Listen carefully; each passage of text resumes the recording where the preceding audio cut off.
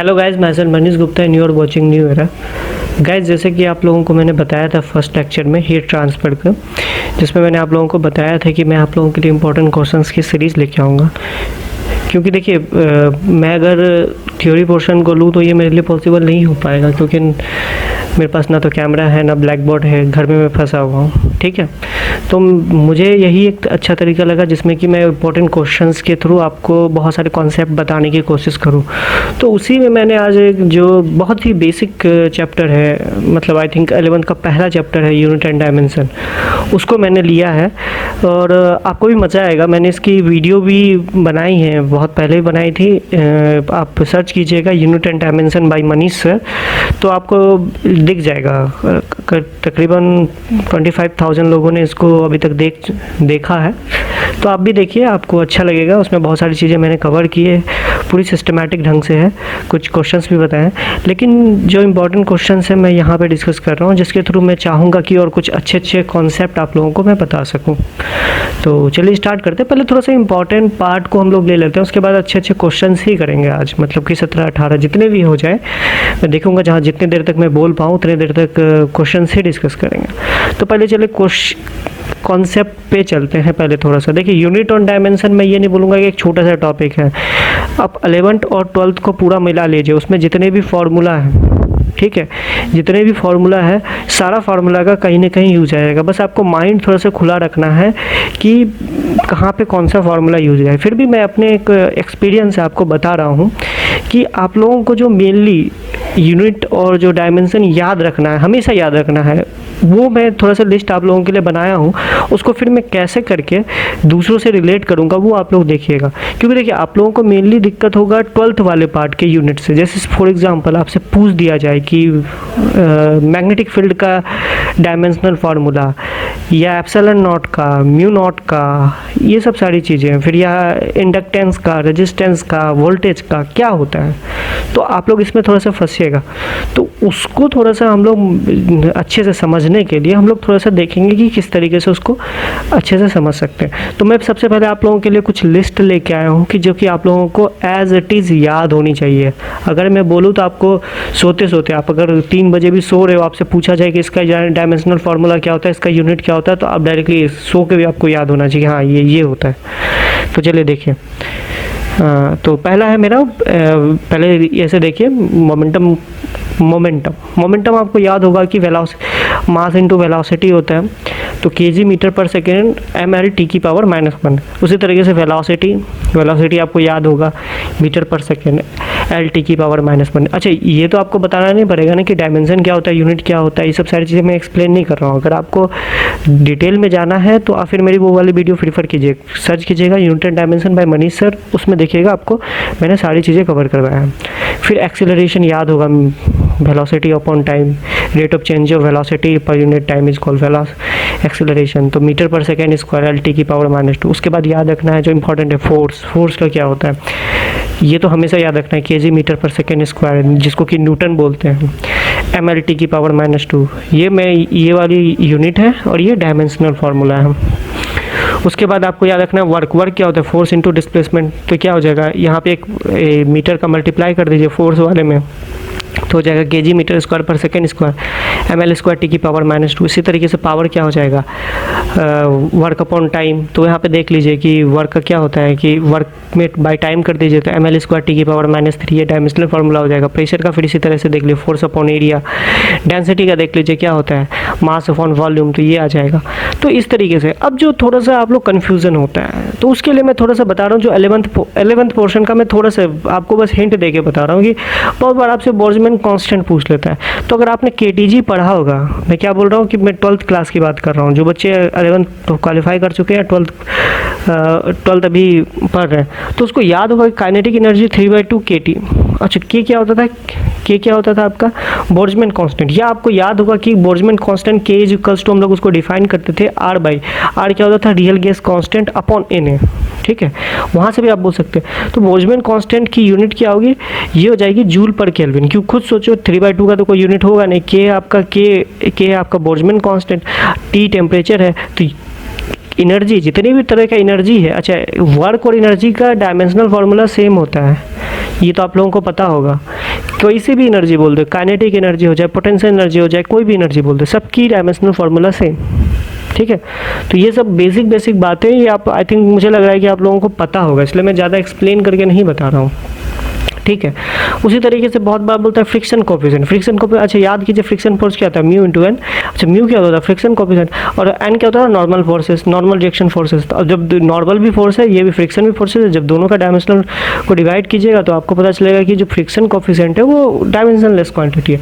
इसी तरीके से एक एग्जाम्पल लेते हैं, कोफिशिएंट ऑफ विस्कोसिटी। देखिए कोफिशिएंट ऑफ विस्कोसिटी का एक और फॉर्मूला है, ठीक है, वहाँ से भी आप निकाल सकते हैं, लेकिन मैं ये आपको बता रहा हूँ। याद कीजिए कि एक स्फीयर है, उसकी रेडियस आर है, जब उसको किसी विस्कस फ्लूइड में डालते हैं तो उसकी क्या, उसमें जो फोर्स लगता है विस्कस फोर्स, उसकी वैल्यू क्या होती है 6 pi eta are we. We क्या होता था, वेलोसिटी। ठीक है, तो यहाँ से भी आप लगाते हैं, क्योंकि देखिए अब यहाँ पे आपको मैं तो समझाता, फोर्स का आपको पता है, 6 पाई का तो कोई डायमेंशन आपको नहीं होगा, वेलोसिटी का आपको पता है, आर का पता है, तो क्या आपको कोफिशिएंट ऑफ विस्कोसिटी का आ जाएगा। इसी तरीके से देख लीजिए यंग मॉडुलस का, यंग मॉडुलस का मैंने फॉर्मूला लिखा है, बल्क मॉडुलस भी का भी आप निकाल सकते हैं, तो बहुत ज़्यादा ईजी है। अच्छा यहाँ यंग मॉडुलस क्या होता है, stress upon strain, stress upon strain, stress क्या हो गया, force upon force internal force per unit area upon delta L by L. अच्छा फोर्स, इंटरनल फोर्स रहे या कोई भी फोर्स बोले, सबका डायमेंशनल फार्मूला तो सेम ही होगा। तो ये बेसिक सा मेरा कहने का मतलब है, ये जो मैं दिखा रहा हूँ मोमेंटम से लेकर डेंसिटी तक, ये आपको एज इट इज़ याद होना चाहिए। ठीक है, क्योंकि इसको याद करना ही पड़ेगा आपको अगर फोर्स बोल दे तो आपको ये ना सोचना पड़े कि फोर्स का क्या होता है, मास, अच्छा F इक्वल्स टू ma होता है, फिर आप बैठ के निकालो, नहीं, डायरेक्टली फोर्स बोले तो आपको डायरेक्टली दिमाग में आना चाहिए ml t की पावर -2, तब आपसे क्वेश्चंस में थोड़ा सा स्पीड आएगा। अगर इतना भी आप याद नहीं करोगे तो फिर आपके लिए मुश्किल हो जाएगा क्वेश्चंस। ठीक है, तो बोल्ट्जमैन कांस्टेंट याद रख सकते हो, जो मैं थोड़ा बेसिक्स बता रहा हूँ, लेकिन ये सब चीज़ें तो याद ही होगी, क्योंकि अगर आप 11th पढ़ चुके हो, 11-12 पढ़ चुके हो, तो आपको ये सब फॉर्मूला तो याद ही होना चाहिए। KTG एक चैप्टर है, उसमें थे कि kinetic energy is equal to 3/2 KT, से बिना काम चलेगा ही नहीं, तो ये सब चीज़ें तो याद ही होगी। Friction is equal to mu into N, ये तो पता ही होगा। F is equal to 6 pi eta R v, ये तो अब इसका बिना इस फॉर्मूले का काम तो आपको चलेगा नहीं, तो ये ऑटोमेटिकली आपको याद तो होगा ही, क्योंकि आप 11th पढ़िएगा। तो अभी याद कर लो, या जो 11th वाले बच्चे मैं उनको ये बोलूँगा कि अगर आप अभी याद करें तो ठीक है, नहीं तो बाद में तो आपको याद करना ही पड़ेगा। चलिए आगे बढ़ते हैं। इसके अलावा देखिए जो 12th का पोर्शन है उससे मैं थोड़ा सा फॉर्मूला लेके आया हूँ, थोड़ा सा ध्यान से देखिएगा। देखिए ये मैं देखा हूँ कि प्रीवियस ईयर में बहुत बार, ये आप इलेक्ट्रोमैग्नेटिक वेव में आप पढ़िएगा, इलेक्ट्रोमैग्नेटिक वेव में स्पीड ऑफ लाइट होता है 1/μ0/ε0। ठीक है, ये रिलेशन याद रखिएगा, और कई बार ये भी रिलेशन पूछ देता है, resistance is equals to √μ0/E0। ये बेसिकली इसका डायमेंशनल फार्मूला, इसका डायमेंशनल फार्मूला बराबर होता है। तो ये दोनों जो पहला C और R है, अच्छा R क्या है, रेजिस्टेंस है। अच्छा अगर आपसे पूछ देगा कि वोल्टेज का डायमेंशनल फार्मूला क्या होता है, तो अच्छा याद कीजिए, आपने 10th में पढ़ा होगा कि वोल्टेज होता है, क्या होता है, W/Q। अरे यही तो होता है वोल्टेज, V यहाँ वेलोसिटी में समझ लो, वोल्टेज पोटेंशियल, या इस तरीके से समझिए पोटेंशियल क्या होता है, किसी एक यूनिट चार्ज को एक पॉइंट से दूसरे पॉइंट तक ले जाने में जितना वर्क किया जाता है उसी को हम लोग क्या करते हैं, वोल्टेज बोलते हैं। तो वो बेसिकली वही तो है, वर्क अपॉन चार्ज। तो ये चीज़ याद रखिएगा, वो जो बेसिक डेफिनेशन है। अच्छा वर्क का आपको पता है कि अभी मैंने बोला था ml² t की पावर -2। अच्छा एक बात बताइए, चार्ज का डायमेंशनल फार्मूला क्या होगा? मुझे लगता है चार्ज को लिख सकते हैं करंट इंटू टाइम। करंट का होता है डायमेंशनल फार्मूला A, और टाइम का होता है T, A capital A into T। तो यहाँ से आप चार्ज का लिख सकते हो, तो यहाँ से आपका वोल्टेज का पता चल जाएगा। अच्छा अब आपसे सपोज दैट आपसे पूछते कि कैपेसिटेंस का डायमेंशनल फार्मूला, कैपेसिटेंस का बताइए, तो एक बात बताइए, याद होगा कि energy store in a capacitor. मैं आपको रिलेट करवा रहा हूँ, मैं बस ये समझाने की आपको कोशिश कर रहा हूँ कि क्यों मैंने वो जो 4-5 जो बोला था उसको याद करने की ज़रूरत है। तो मैं उसी को और सब चीज़ों से रिलेट करूँगा। देखिएगा, ध्यान से देखिएगा, energy store in a capacitor क्या होता था, U is equals to Q²/2C, या होता था हाफ CV²। तो वहाँ से आप आराम से Q²/2C में देखिए U एनर्जी है, तो एनर्जी का क्या होता है ml² t की पावर -2। ठीक है, अब वहाँ से Q का आपको पता है तो C आराम से निकल जाएगा। अच्छा, इसी तरीके से परमेबिलिटी आप एन न्यूटन पर एम्पियर स्क्वायर होता है। अब ये कहाँ से निकालेंगे ये भी मैं आपको भी बताऊंगा।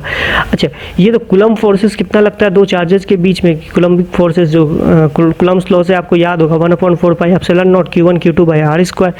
तो यहाँ से आप एप्सिलॉन का आराम से निकाल सकते हो कि नहीं निकाल सकते, क्योंकि फोर्स का आपको पता होता है, Q1 Q2 का पता होता है, आर का पता होता है, और 4 पाई का तो आपको पता है कोई डायमेंशनलेस क्वांटिटी है क्योंकि एक नंबर है।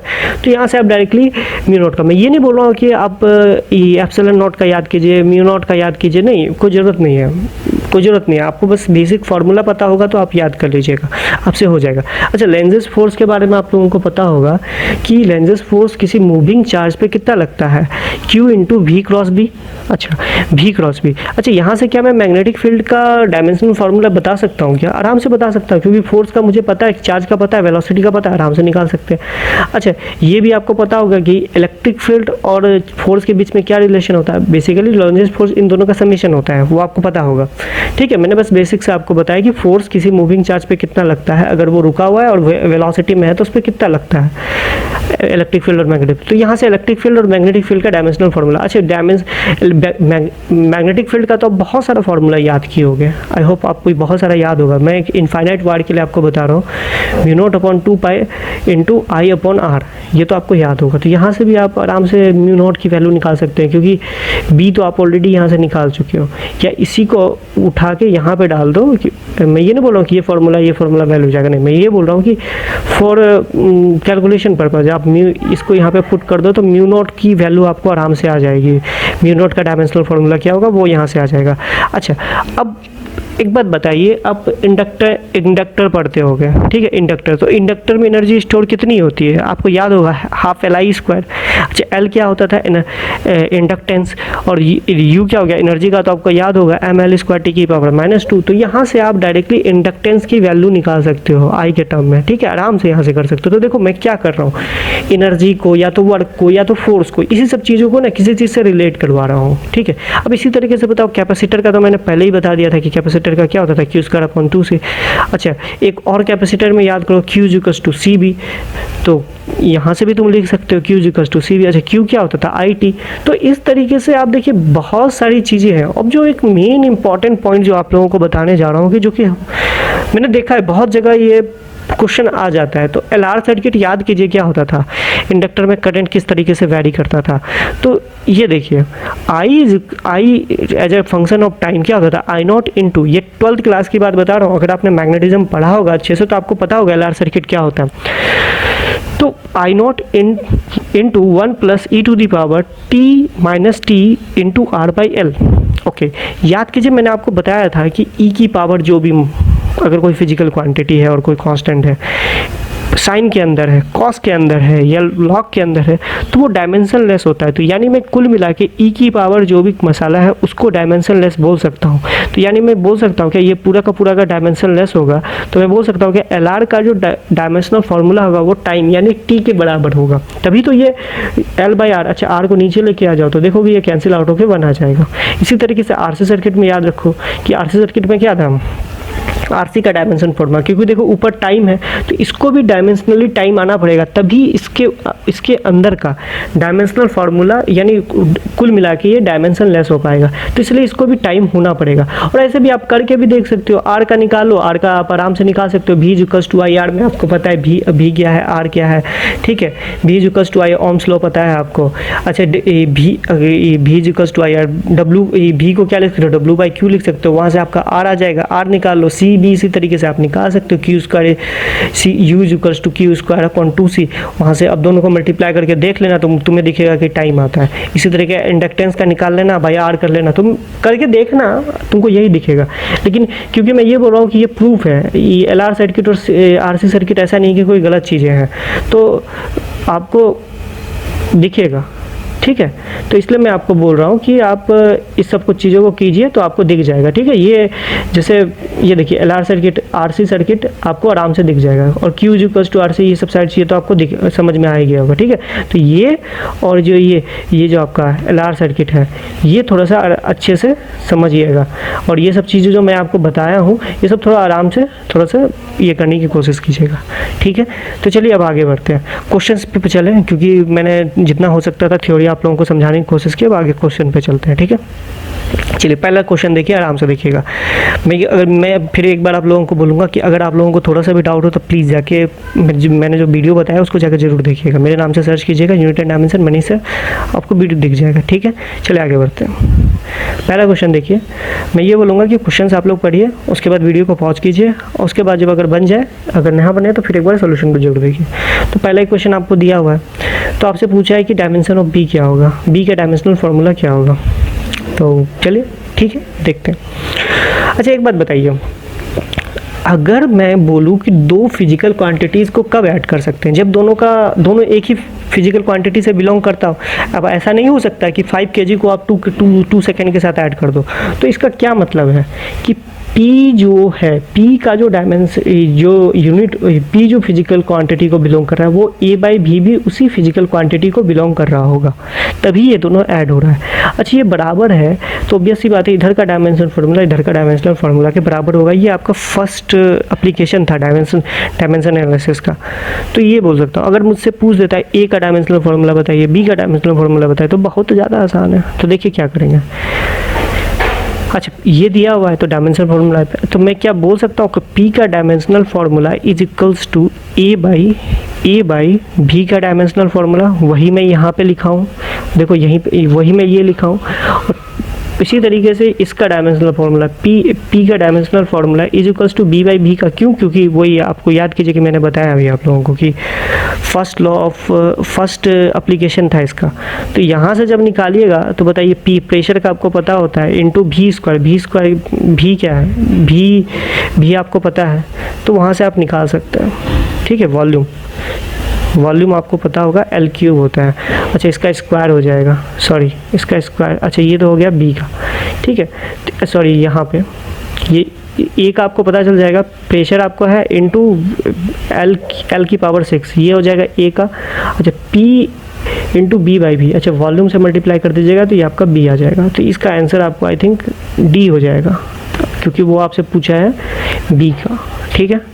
चलिए आगे बढ़ते हैं। इसी तरीके से सेकंड वाला बहुत ज़्यादा इजी है, आप लोगों से आई होप मैक्सिमम लोगों से हो ही गया होगा, ठीक है। तो चलिए देखते हैं। इसी तरीके से हम बोल सकते हैं क्या कि F का जो डायमेंशनल फार्मूला, अच्छा ये दोनों जुड़ रहा है तो ऑब्वियसली इसका डायमेंशनल फार्मूला बराबर होगा। तो मैं क्या बोल सकता हूँ कि इसका डायमेंशनल फार्मूला फोर्स के डायमेंशनल फार्मूला के बराबर होगा। तो देखिए इसका डायमेंशनल फार्मूला फोर्स का डायमेंशनल फार्मूला मैंने सेम किया, तो फिर इसकी वैल्यू पुट कर दी तो आंसर मुझे A की वैल्यू पता चल गई। तो बहुत ज़्यादा ईजी है, इसमें ज़्यादा चीज़ें आपको नहीं बता सकता। इसी तरीके से मैं इसमें बोल सकता हूँ कि इसका डायमेंशनल फार्मूला B/T स्क्वायर का, इसका डायमेंशनल फार्मूला वो किसके बराबर हो जाएगा, फोर्स के डायमेंशनल फार्मूला के। तो देख लीजिए यहाँ पे T है, T क्या था, टाइम था, तो टाइम का मैंने डायमेंशनल फार्मूला पुट कर दिया, तो यहाँ से मुझे B का मिल गया। तो यहाँ से आप देख सकते हो कौन सा ऑप्शन मैच कर रहा है, वो आपका B वाला ऑप्शन हो जाएगा, ठीक है। तो चलिए आगे बढ़ते हैं। बहुत इजी क्वेश्चन है, तो इसमें मैं ज़्यादा टाइम नहीं ले रहा हूँ। जो अच्छे क्वेश्चन होंगे उसमें जो अच्छे से टाइम लेंगे, ये तो आप आराम से कर सकते हैं, क्योंकि बेसिक्स है। आप खुद सोचिए कि इसमें मैं क्या बताऊँ आपको कि ये अगर फोर्स इज इक्वल्स टू इतना दिया हुआ है आपका, तो ऑब्वियस सी बात है कि ये और ये a into root x plus B/T square, ये दोनों, इन दोनों का डायमेंशनल फार्मूला सेम होगा और वो F के बराबर होगा। ये सब चीज़ें आपको पता होगी। अब चलिए जो थर्ड क्वेश्चन है, यहाँ पे देखिए, ध्यान से देखिए और ये क्वेश्चन को सॉल्व करने की कोशिश कीजिए। आई होप आप लोगों ने सॉल्व कर लिया होगा। तो चलिए देखते हैं।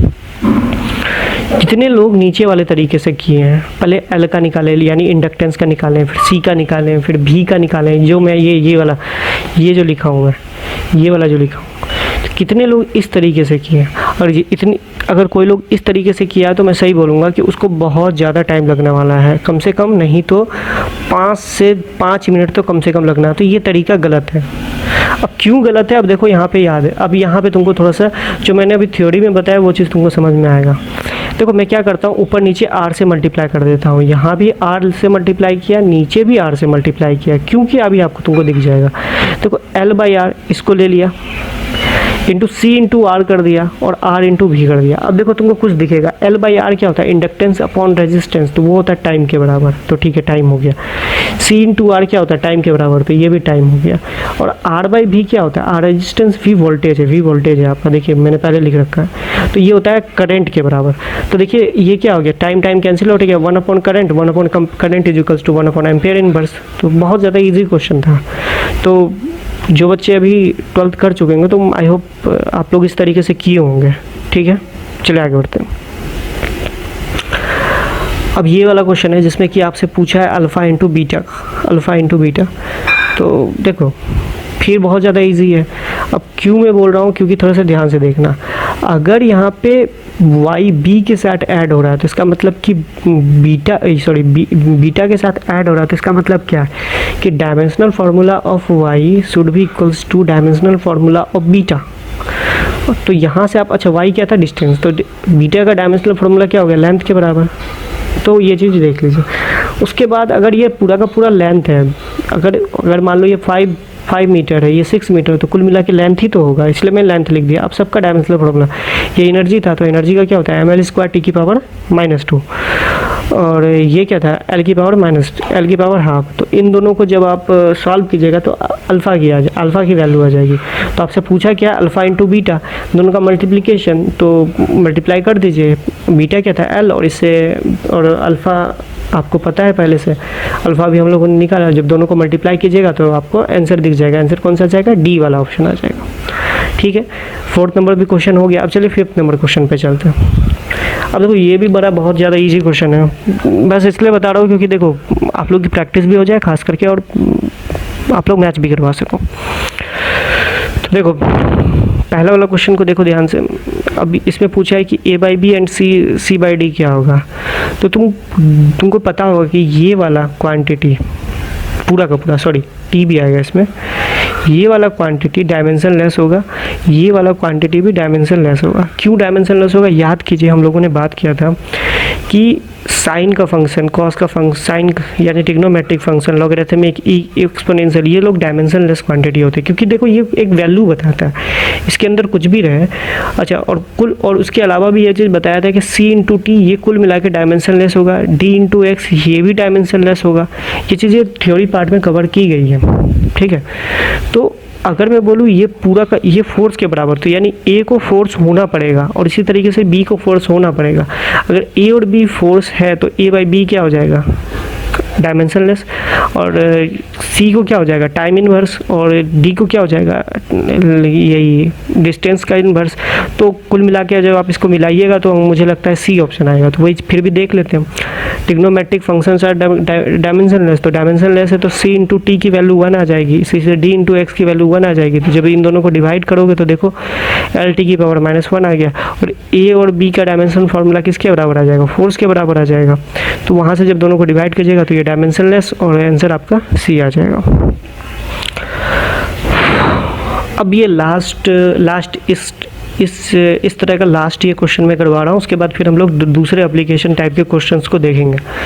तो देखिए उसमें भी यही दिया हुआ है, आपसे पूछा है ए बी और सी का डायमेंशनल फार्मूला क्या हो जाएगा। तो बहुत ज़्यादा सिंपल है, आपको तुम खुद सोचो सी किसके साथ ऐड हो रहा है, टाइम के साथ। तो टाइम के साथ ऐड हो रहा है तो सी का डायमेंशनल फार्मूला टाइम के साथ देख लो, ठीक है, तो वो आपको दिख गया होगा।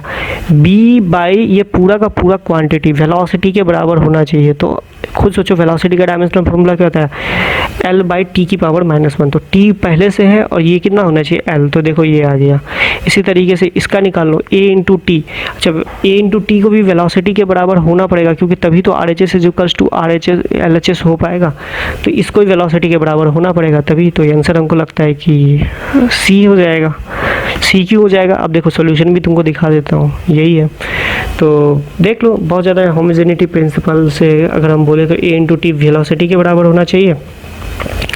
तो यहाँ से ए की वैल्यू आ गई, फिर बी की वैल्यू आ गई और सी की वैल्यू भी आ गई, तो आराम से तुम लोग कर सकते हो। ठीक है, चलिए नेक्स्ट क्वेश्चन पे चलते हैं। अब ये थोड़ा सा मैं बोलूँगा थोड़ा सा अलग टाइप का क्वेश्चन है, ठीक है, थोड़ा सा अलग टाइप का क्वेश्चन है, तो क्वेश्चन थोड़ा सा अच्छे से पढ़ लो, फिर मैं इसको अच्छे से सॉल्व कराऊंगा। तो देखो यहाँ पे dimensional formula of acceleration, velocity और लेंथ कुछ इस अलग तरीके से दिया हुआ है। तो कोफिशिएंट ऑफ फ्रिक्शन क्या होगा, तो थोड़ा सा कंपेयर कर लेते हैं हम लोग थोड़ा सा, ठीक है। अगर एक्सेलरेशन, याद करो एक्सेलरेशन अगर ये होता है, एक्सेलरेशन अगर अल्फ़ा इंटू बीट ये दिया हुआ है, वेलोसिटी ये दिया हुआ है और लेंथ को ये दिया हुआ है, तो मुझे पता है कि एक्सेलरेशन का एक्चुअल जो डायमेंशनल फार्मूला होता है वो LT की पावर -2 होता है। तो यहाँ से तुम बोल सकते हो कि अल्फ़ा की वैल्यू L होगी, बीटा की वैल्यू T होगी, कंपेयर कर दिया मैंने। फिर इसी तरीके से वेलोसिटी क्या होता है, LT की पावर -1, और देखो ये क्या दिया हुआ है, beta into alpha into beta की पावर -1, तो यहाँ से भी वही कंपैरिजन करके आ रहा है, ठीक है। अब लेंथ को देखो, लेंथ क्या होता है, L T की पावर 0 M की पावर 0, और ये दिया अल्फ़ा इंटू गामा, तो अल्फ़ा तो चलो ठीक है L आ गया, गामा क्या होगा, गामा जरूर 1 होगा, 1 यानी डायमेंशनलेस क्वांटिटी होगा, तभी तो ऐसा हो पा रहा होगा, तो वही है। तो अब म्यू, अच्छा फ्रिक्शन कोफिशिएंट क्या होता है, डायमेंशनलेस, तो यानी M की पावर 0 L की पावर 0 T की पावर 0, तो अच्छा यहाँ पे M के बारे में तो कुछ हमें नहीं दिया हुआ है, लेकिन लेंथ का हमको दिया हुआ है। लेंथ क्या था आपका अल्फ़ा, बीटा क्या था आपका टाइम, और गामा क्या है डायमेंशनलेस।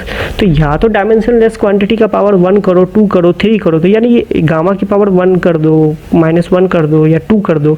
तो देखो ऑप्शन में यही दिया हुआ है, यही दिया हुआ। अगर मोर देन 1 ऑप्शन वाला होता और ये दिया हुआ रहता अल्फ़ा की पावर 0, बीटा की पावर 0 और गामा की पावर 5, तो ये भी ऑप्शन सही हो जाता है, क्योंकि देखो गामा जो है वो तुम्हारा डायमेंशनलेस है, तो उसकी पावर 5 करो, 6 करो, 3 करो या कुछ भी करो, तो वो भी ऑप्शन सही ही होता।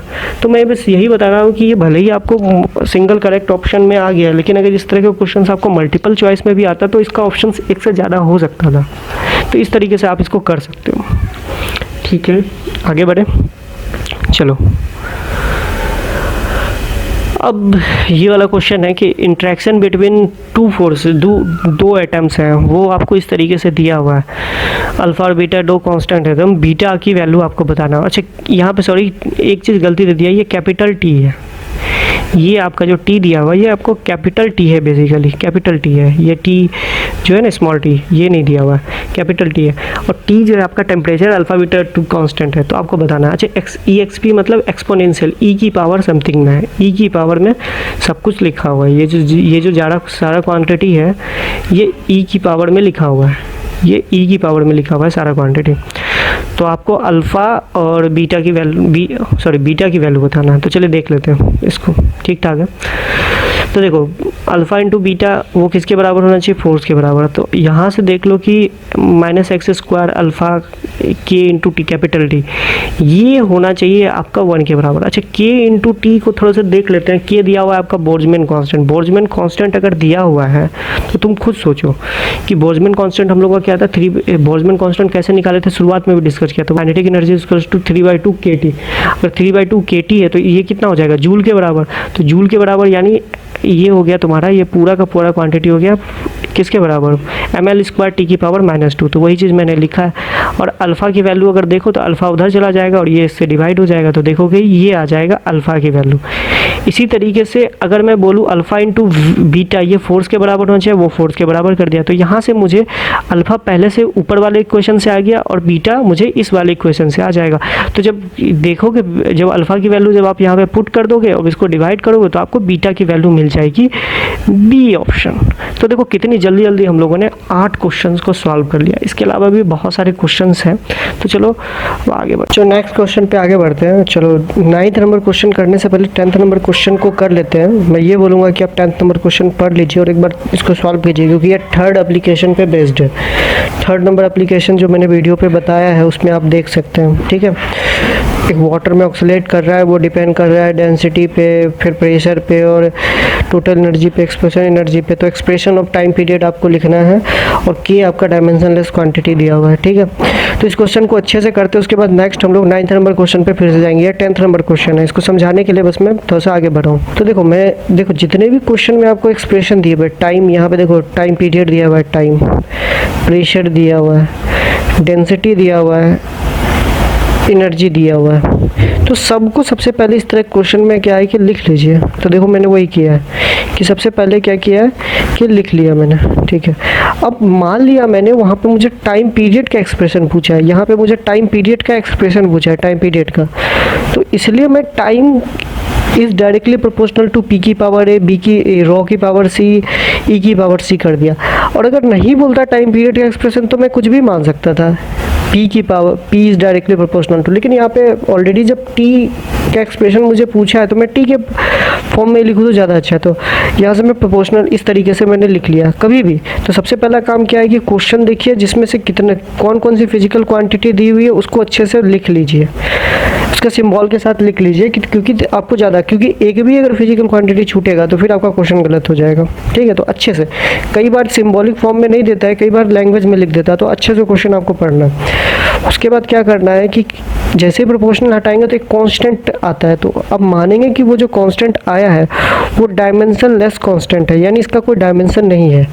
तो अब जैसे ही ये आ गया, अब हम क्या करते हैं दोनों तरफ, अगर ये इक्वेशन वैलिड है, अगर ये इक्वेशन वैलिड है तो याद कीजिए कि सेकेंड लॉ के अकॉर्डिंग, सेकेंड एप्लीकेशन के अकॉर्डिंग जो मैंने वहाँ पे करवाया है कि फर्स्ट एप्लीकेशन के according LHS equals to RHS होना चाहिए। तो मैं दोनों तरफ डायमेंशन फार्मूला पुट करता हूँ।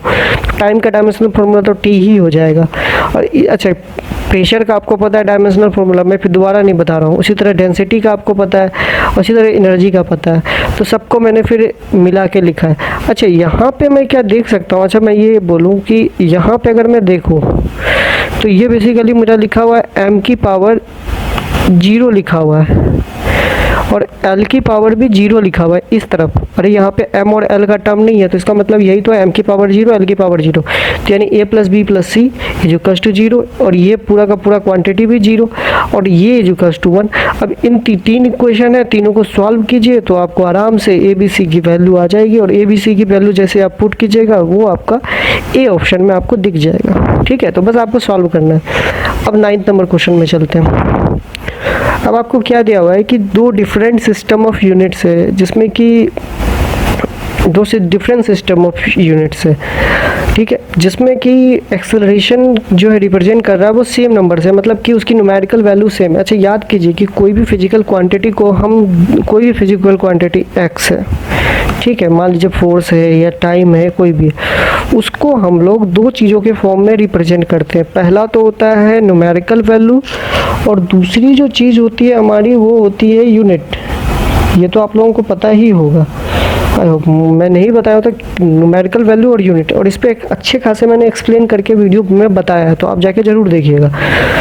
तो यहाँ पे उन्होंने एक डिफरेंट सिस्टम है, तो डिफरेंट सिस्टम में क्या होता है, डिफरेंट यूनिट्स होंगे, और डिफरेंट यूनिट्स होगा तो डिफरेंट न्यूमेरिकल वैल्यू भी होगी। फॉर एग्जांपल CGS सिस्टम में देखिए लेंथ को हम लोग बोलते हैं सेंटीमीटर में। तो आपको पता होगा कि अगर मैंने किसी का लेंथ मापा है तो वो अगर 100 सेंटीमीटर है, CGS सिस्टम के अकॉर्डिंग अगर मैंने मापा है तो वो अगर 100 सेंटीमीटर के बराबर मुझे दिखा रहा है, तो वो किसके, अगर मैं ऐसा ये MKS सिस्टम के हिसाब से देखूँ तो वो बेसिकली क्या है, 1 मीटर। तो यहाँ पे आपको खुद दिख जाएगा कि न्यूमेरिकल वैल्यू और यूनिट, और दोनों तो सेम ही चीज़ को दिखा रहा है, मेजरमेंट को दिखा रहा है, लेकिन क्या है, अलग अलग सिस्टम है, तो न्यूमेरिकल वैल्यू भी अलग हो गई और यूनिट भी अलग हो गई। अगर न्यूमेरिकल वैल्यू बढ़ेगी तो यूनिट की वैल्यू घटेगी। तो इसलिए हम लोग बोलते हैं कि numerical value is inversely proportional to unit. जैसे जैसे न्यूमेरिकल वैल्यू बढ़ती है तो यूनिट की वैल्यू भी घटती जाती है, ठीक है। तो चलिए उसी तरीके से यहाँ पे उसी प्रिंसिपल पे बेस्ड ये क्वेश्चन है। तो यहाँ पे देखिए उन्होंने दिया एक सिस्टम ऑफ यूनिट, मैंने A1 सिस्टम ऑफ यूनिट में एक्सेलरेशन की न्यूमेरिकल वैल्यू और एक्सेलरेशन 2 की न्यूमेरिकल वैल्यू सेम है, यानी 1:1 है, लेकिन वेलोसिटी का 1:3 है।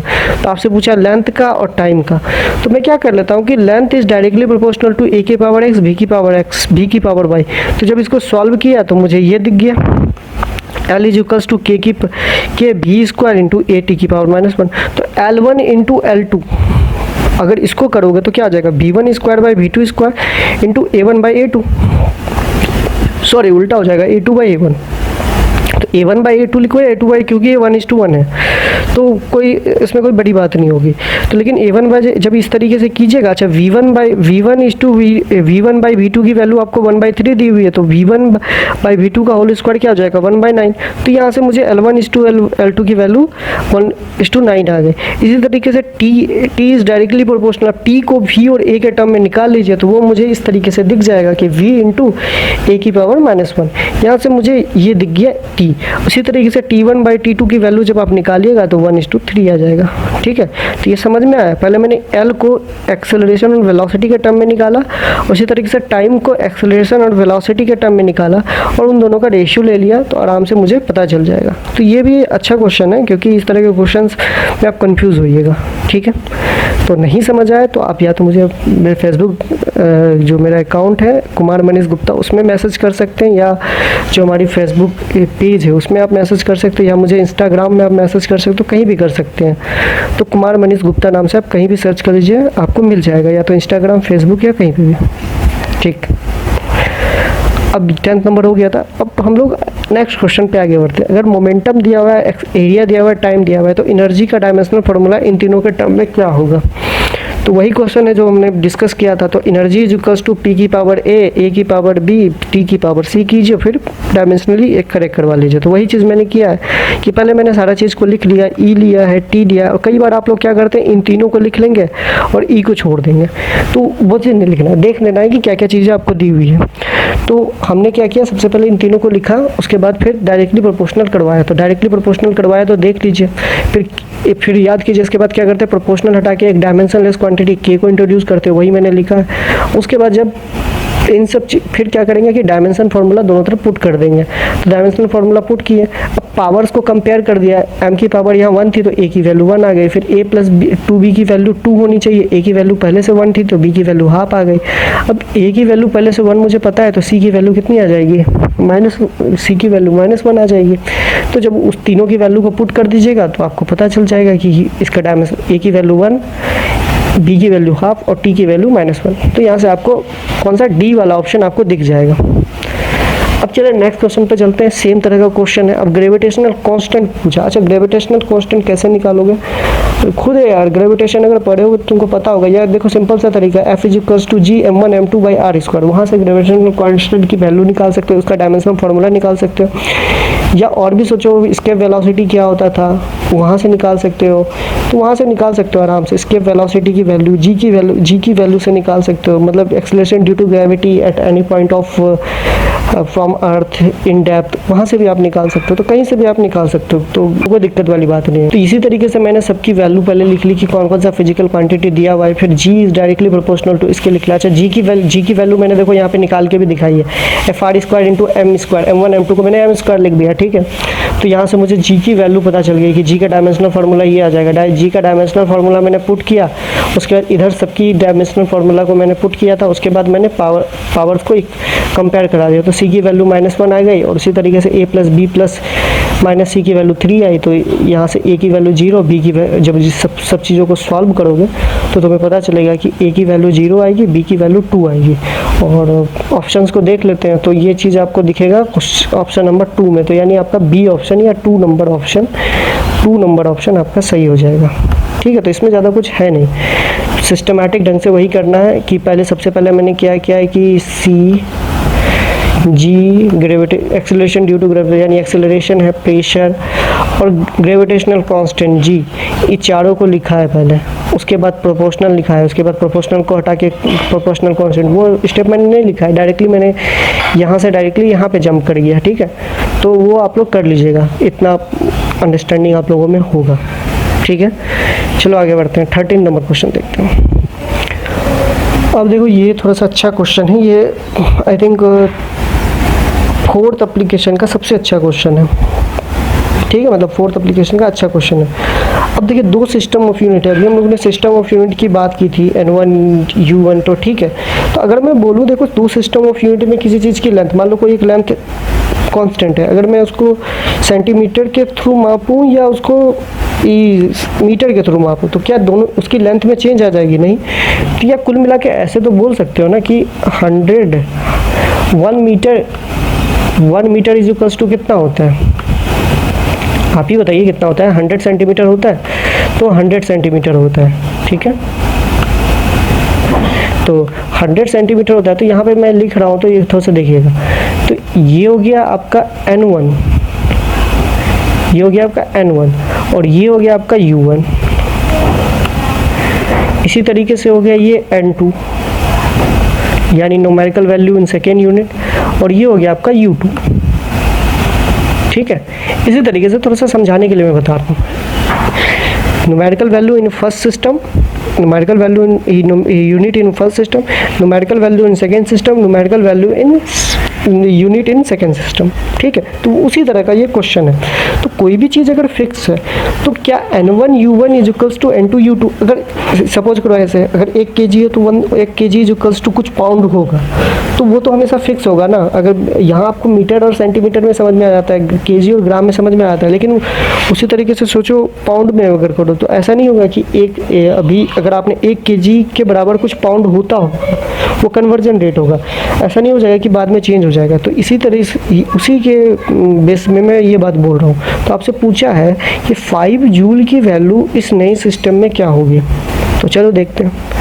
तो मैंने मान लिया सिस्टम सेकेंड सिस्टम में इस तरीके से ये दिया हुआ है आपका टाइम का, इसी तरीके से फर्स्ट सिस्टम में आपका ये दिया हुआ है, जो कि हम लोगों का ऐसा यूनिट है, आपको पता होगा, मास को 1 kg, लेंथ को 1 मीटर, टाइम को 1 सेकेंड मानते हैं। तो मैं क्या बोल सकता हूँ कि N1 U1 is equals to N2 U2। तो N1 में मैंने इसको माना है फर्स्ट सिस्टम में, तो 5 kg मीटर स्क्वायर पर सेकेंड स्क्वायर। इसी तरीके से N2 इंटू यूनिट ऑफ 2, अच्छा यूनिट क्या है इसका? अल्फा kg है, तो अल्फा kg मैंने लिख दिया। इसका बीटा मीटर है, तो बीटा मीटर का स्क्वायर हो गया। गामा मीटर, गामा सेकेंड का -2। तो फिर देखो हर तरफ से, दोनों तरफ से kg, मीटर स्क्वायर, सेकेंड सब कैंसिल आउट हो जाएगा। यहाँ पे बच जाएगा अल्फा, बीटा और ये। अच्छा मुझे किसकी वैल्यू निकालनी है? सॉरी, N2 की वैल्यू निकालनी है। ये मेरा N2 है, तो मुझे N2 की वैल्यू निकालनी है। तो N2 की वैल्यू किधर से कैसे निकलेगी? यहाँ से अल्फा को इधर, अल्फा इधर आ जाएगा, बीटा इधर, बीटा की पावर -2 आ जाएगा, गामा स्क्वायर आ जाएगा, जो कि आपका सेकेंड नंबर ऑप्शन में आपको दिख रहा होगा, यानी बी नंबर ऑप्शन में, ठीक है। तो यहाँ से देखो दोनों तरफ से यूनिट्स कट गए, ठीक है। तो आपको कन्वर्जन किसी न किसी तरीके से आपको दिया हुआ रहेगा या आपको करना पड़ेगा, तभी आपका यूनिट। तो मैं फिर बोलूँगा, इसको भी मैंने बहुत अच्छे से एक्सप्लेन किया वीडियो में, तो आप वो वाली वीडियो आराम से देख सकते हैं, ठीक है। चलो आगे बढ़ते हैं। अब ये भी उसी तरह का क्वेश्चन है, इसको एक बार आप लोग खुद से सॉल्व कीजिए, ठीक है। तो इसमें भी यही बोला है कि एक इस सिस्टम में जो नया सिस्टम हमने बनाया है, जिसमें कि लेंथ को 5 सेंटीमीटर मैंने मान लिया, यूनिट ऑफ मास हमने वो 100 ग्राम मान लिया, फिर टाइम की यूनिट हमने मान ली 0.1 सेकेंड, 0.01 सेकेंड। तो इस सिस्टम का 1 जो होगा, 1 जो भी कुछ भी बोल दो, 1 फोर्स जो होगा इस यूनिट का, जैसे मान लो कि CGS में अर्ग बोलते हैं, CGS में सॉरी डाइन बोलते हैं, तो उसी तरीके से इस सिस्टम में कुछ तो होगा ना इसकी फोर्स की वैल्यू, तो वो कितने न्यूटन के बराबर होगा, कितने SI सिस्टम के बराबर होगा। तो उसको देख लेते हैं थोड़ा सा अच्छे से। तो देखो सिस्टम 1 जो कि हम लोग SI सिस्टम 1 जो हमें दिया हुआ है वो हमें दिया हुआ है। सिस्टम 2 हमारा क्या है? SI सिस्टम, तो वो हमको हमेशा याद रहता है, तो वो मैं इसको लिख लिया। अब मुझे पता है कि N1 U1 is equals to N2 U2, क्योंकि मुझे पूछा हाउ मैनी न्यूटन, तो न्यूटन आपका क्या है? SI सिस्टम में, तो इसलिए मैंने सेकेंड सिस्टम को SI सिस्टम में माना है। तो इसी तरीके से मुझे पता है कि SI सिस्टम में N1 की वैल्यू मुझे नहीं पता है, तो वो मैंने नहीं लिखा। फिर kg लिखा, मीटर स्क्वायर पर सेकेंड स्क्वायर। इस SI सिस्टम में इसकी यूनिट क्या होती है, इसी तरीके से इसकी यूनिट मैंने लिख दी है। अब यहाँ चूँकि यहाँ पे ग्राम, सेंटीमीटर और सेकेंड दिया हुआ है, तो मैं इसी तरीके से क्यों ना इसको भी उसी टर्म में कन्वर्ट कर दूँ, तो ये हो गया ग्राम, सेंटीमीटर और सेकेंड। क्यों मैं ऐसा कर रहा हूँ? क्योंकि दोनों तरफ से जो यूनिट्स हैं वो कट जानी चाहिए। तो ये बात याद रखिएगा, मुझे न्यूमेरिकल वैल्यू निकालनी है, यूनिट्स नहीं रखना है। तो इसलिए मैं यूनिट्स को कटाना चाहूँगा किसी भी तरीके से, या तो कन्वर्जन क्वेश्चन में दिया हुआ रहेगा, नहीं दिया हुआ रहेगा तो जैसे यहाँ पे दिया हुआ है, तो यहाँ पे कन्वर्जन में खुद मुझे पता है कि kg को कैसे करके ग्राम में कन्वर्ट करना है, मीटर को कैसे सेंटीमीटर में कन्वर्ट करना है। तो यहाँ से देखो जब मैंने इसको सॉल्व किया तो यहाँ पे देखो ये सब पहले से था, उसके बाद यहाँ पे 0.1 की पावर -2, तो ये इंटू +4 यहाँ पे ऊपर चला गया। तो जब इन सब चीज़ों को सॉल्व कीजिएगा तो आपको n1 की वैल्यू 50 आ जाएगी, जो कि आई थिंक मुझे सी ऑप्शन में दिख रहा है। ठीक है, तो इसको दोबारा कीजिएगा, नहीं आया तो फिर मुझे कमेंट में जरूर करके बताइए। कमेंट कीजिएगा या फेसबुक में या तो इंस्टाग्राम में, कहीं भी कीजिएगा, कुमार मनीष गुप्ता। अच्छा, ये क्वेश्चन तो मैं पहले ही बता चुका हूँ कि इलेक्ट्रिकल रेजिस्टेंस की वैल्यू क्या होगी। इलेक्ट्रिकल रेजिस्टेंस की वैल्यू मुझे लग रहा है कि डी, 4th ऑप्शन आराम से हो जाएगा, क्योंकि देखिए अभी मैंने बताया था वो कैसे होगा, वो मैं इसका प्रूफ नहीं बताऊँ, लेकिन हाँ यही होगा। आप इसको करके देखिएगा। अगर आप एप्सिलॉन नॉट, म्यू नॉट और एप्सिलॉन नॉट की वैल्यू निकाल के का अंडर रूट करना चाहते हो तो करके देख लीजिए, मुझे कोई दिक्कत नहीं है, तो आपको वही आएगा। ठीक है, तो इसका कौन सा ऑप्शन हो जाएगा? 4th नंबर, जो कि मैंने शुरुआत में भी आपको बता दिया था। तो ये आपका डी ऑप्शन हो जाएगा, ये 4th नंबर। अब चलिए नेक्स्ट क्वेश्चन पे आगे बढ़ते हैं। तो आपको दिया हुआ है कि मास, लेंथ और टाइम फंडामेंटल क्वांटिटी है, ये हम लोग को पता है, लेकिन हमने क्या किया, वेलोसिटी, एक्सेलरेशन। देखो ये 3rd एप्लीकेशन का ही क्वेश्चन है, तो देखो क्वेश्चन की लैंग्वेज बस चेंज कर दिया। वी चूज वेलोसिटी, एक्सेलरेशन और force as a fundamental quantity, then express V, A और F respectively, the express their dimension V, A, F. तो हमको वेलोसिटी, एक्सेलरेशन और फोर्स को हमें भी, ए, एफ के टर्म में लिखना है। तो मुझे पता है कि डायमेंशन क्या होता है, कि बेसिकली कोई भी फिजिकल क्वांटिटी जिस फंडामेंटल फिजिकल क्वांटिटी पे डिपेंड करती है उसका शॉर्ट टर्म में हम लोग लिखते हैं। तो अगर हमने फोर्स, एक्सेलरेशन और वेलोसिटी को फंडामेंटल फिजिकल क्वांटिटी के टर्म में लिखा माना है, तो उसके टर्म में मुझे एक्सप्रेस करना पड़ेगा। यही तो मतलब होता है डायमेंशन का। तो वही चीज़ मैं यहाँ पे लगा रहा हूँ, वही चीज़ आपको बताना है कि उसका क्या, यंग मॉडुलस को आप किस तरीके से एक्सप्रेस कर सकते हो। तो देखो यंग मॉडुलस के बारे में मैंने थोड़ा सा पहले बताया था आप लोगों को। बल्क मॉडुलस के बारे में भी क्वेश्चन आ सकता है, तो मैं आप लोगों से क्वेश्चन में आपसे पूछ रहा हूँ, कमेंट करके बताइएगा कि बल्क मॉडुलस का डायमेंशनल फार्मूला क्या होता है। ठीक है, कमेंट करके जरूर बताइएगा बल्क मॉडुलस का डायमेंशनल फार्मूला क्या हो जाएगा। तो चलो देख लेते हैं। तो देखो मुझे क्या क्या दिया हुआ है, यंग मॉडुलस भी, ए, एफ। ठीक है, और यंग मॉडुलस कहता है force upon area delta L by A, stress upon strain. अच्छा एक बात बताइए, मुझे लगता है कि डेल्टा एल बाई एल, जिसको हम लोग स्ट्रेन बोलते हैं, वो डायमेंशन लेस क्वांटिटी है। क्यों? डेल्टा एल तो हो गया change in length upon length, तो ये क्या होगा, चेंज इन लेंथ तो मीटर में ही आएगा और नीचे भी मीटर ही है, तो दोनों कैंसिल आउट हो गए, तो डायमेंशन लेस हो जाएगा ना। तो देखो इसको आप ऐसे भी कर सकते हो, मुझे कोई दिक्कत नहीं है कि Young modulus is directly proportional to V की पावर ए और बी की पावर सी और एफ की पावर सी, ऐसे आप कर सकते हो।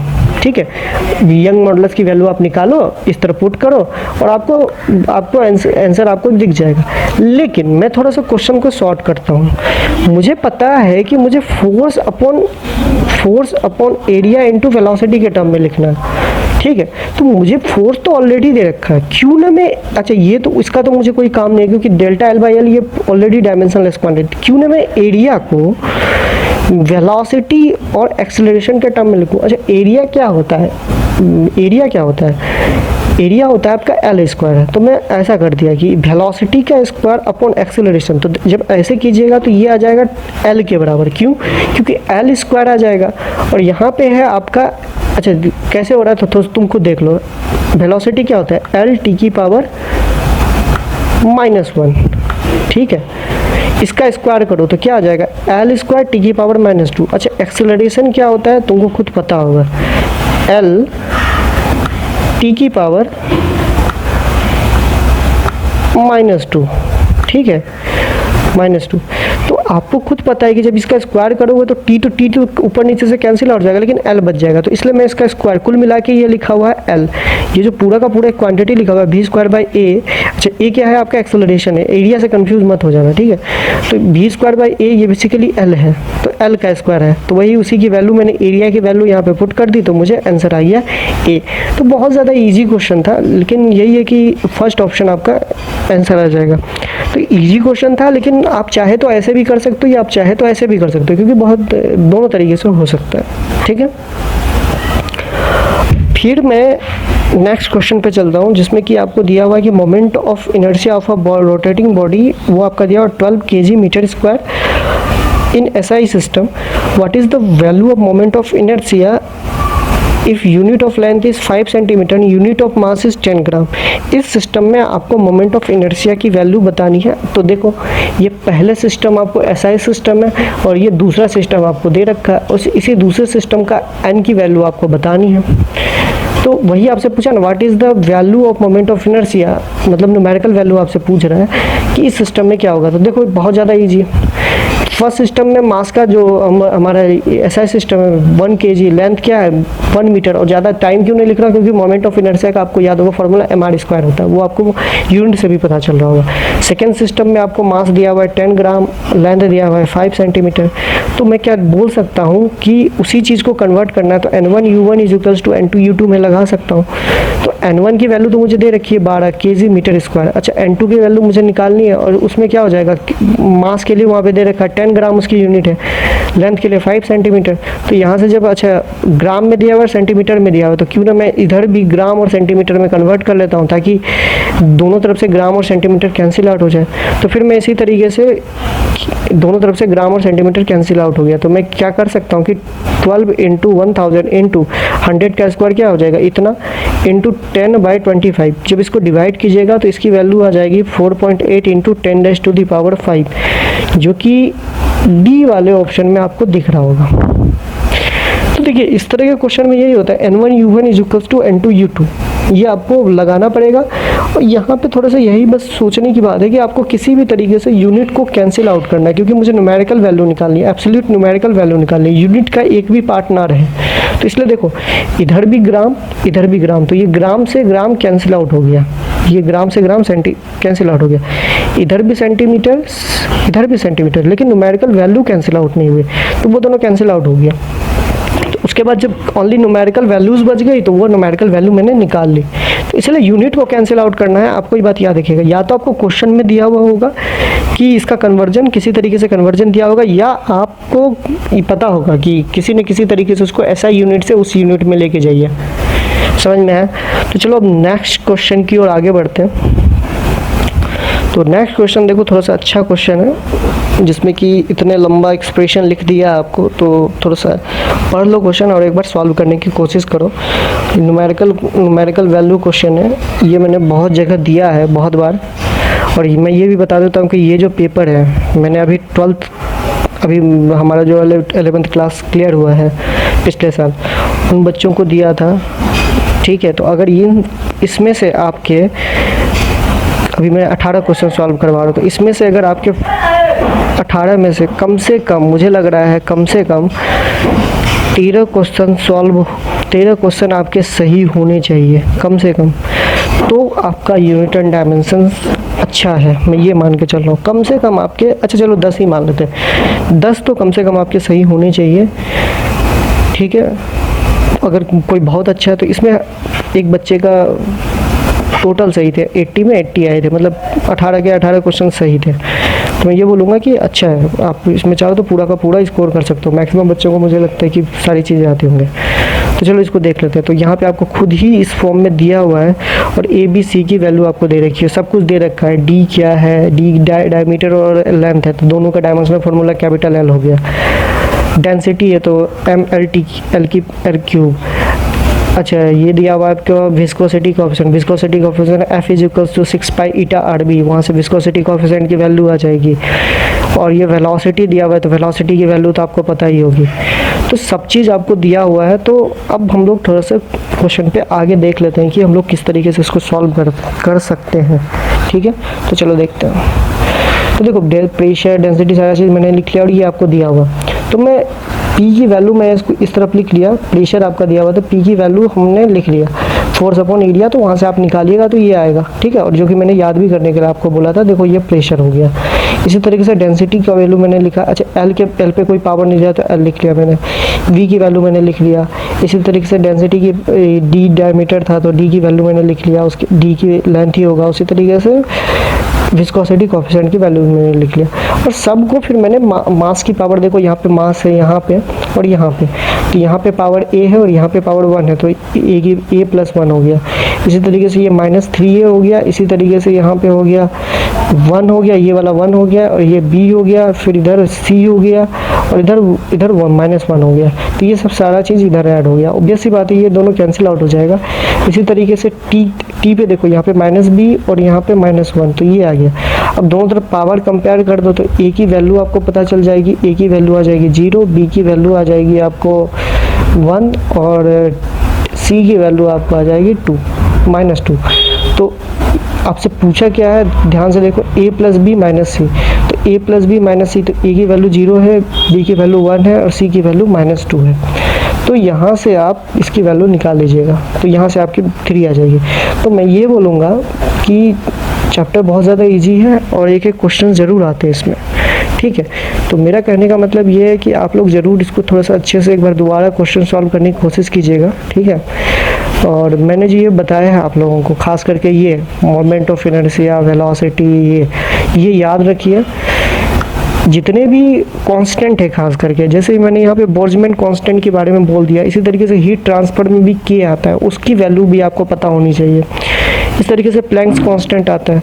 तो ये जो कांस्टेंट वाला जो टर्म है, कांस्टेंट जो है उसका आपको यूनिट जरूर पूछ देता है। मैंने बहुत बार देखा, प्रीवियस ईयर क्वेश्चंस में देख लीजिएगा, कांस्टेंट की वैल्यू आपको जरूर पूछेगा। उन सब चीज़ों को थोड़ा सा अच्छे से देख लीजिए एक बार। और जो ये खास करके ये जो 12th वाला पोर्शन मैंने बताया, तो ये तो बहुत ज़्यादा इम्पॉर्टेंट है। मुझे कम टाइम में मैंने आपको बहुत सारी चीज़ें ये जो बताया बहुत ज़्यादा इंपॉर्टेंट है। इसको थोड़ा सा अच्छे से सॉल्व करने की कोशिश कीजिएगा, ठीक है। तो ये ज़रूर अच्छे से लिख लीजिएगा और इसको अच्छे से एक बार याद करने की कोशिश कीजिएगा। जैसे ये वाला रिलेशन, ये वाला रिलेशन, ये वाला रिलेशन, जैसे मैंने आपको अच्छे से बताया। तो ठीक है बच्चों, आज का वीडियो हम लोग यहीं ख़त्म करते हैं। और अगर आपको अच्छा लगा हो तो वीडियो को ज़रूर लाइक कीजिए, शेयर कीजिए, और ठीक है, बाय बाय, टेक केयर।